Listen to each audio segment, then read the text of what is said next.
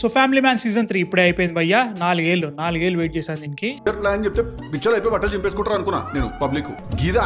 Don't get me wrong, మనకి family man లో ఏవేవైతే బాగా నచ్చుతాయో ఆ ఎలిమెంట్స్ దీంట్లోనూ ఉన్నాయి. కాకపోతే అవి కొంచెం డైల్యూటెడ్ అనమాట. అంటే like first and second season లో ఏవేవైతే బాగా నచ్చినాయో, కామెడీ గానీ, ఇంటెన్స్ యాక్షన్ సీన్స్ గానీ, ట్రూ స్పై నేచర్ ఏదైతే ఉంటుందో అది దీంట్లో అవన్నీ డైల్యూట్ అనిపిస్తూ ఉంటాయి అనమాట. చాలా వరకు కన్వీనియంట్ గా అయిపోతా ఉంటాయి. కామెడీ కూడా అనుకున్నంత బాగా పేలట్లేదు. సీజన్ మొత్తం కూడా ఒక్కసారి కూడా అరే వీళ్ళు ఒక పెద్ద ప్రమాదంలో ఉన్నారని ఎక్కడ అనిపించలేదు. పెద్ద చావు జరుగుతుంది.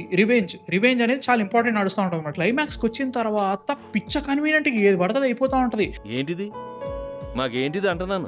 But I really loved Srikanth Tiwari character. చాలా ఇంట్రెస్టింగ్ ఉంటుంది. ఈసారి కొత్త కోణం ఎత్తికిరా, మంచిగా అనిపించింది. ప్రియామణి క్యారెక్టర్ తోటి ఏదో చేశారు భయ. నిజంగా వీళ్ళిద్దరి మధ్యలో ఒకటి జరిగింది సెకండ్ సీజన్ లో మనకు చూపించారు. దాని నుంచి ఏమైందో అర్థమే కావట్లేదు. ఈసారి పిల్లలు ఖచ్చితంగా ఇబ్బంది అనిపించింది అనమాట. లాస్ట్ టైం ఎప్పుడో ఒకసారి స్టోరీలో కూర్చున్నారు, దీని అల్లలేదు. ఈసారి వాళ్ళకి ఏం లేదు. విలన్స్ గా కొత్తగా జయదీప్ అలావేత్ అండ్ ఆల్సో నిమ్రత్ కౌర్ గారిని తీసుకున్నారు. వాళ్ళ క్యారెక్టర్స్ ఏమీ లేవు. లాస్ట్ సీజన్ లో సమాంత కుమ్మేసింది. ఆమె క్యారెక్టర్ చాలా వెల్ రిటర్న్ ఉంటుంది. అట్లాంటిది దీంట్లో ఏం చేస్తున్నారా మీరు, క్యా విలన్స్ బనే గారు అనే ఫీలింగ్ వస్తూ ఉంటుంది అనమాట. ఏమో భయ్యా, నాకైతే మాత్రం వెరీ డిసప్పాయింటెడ్.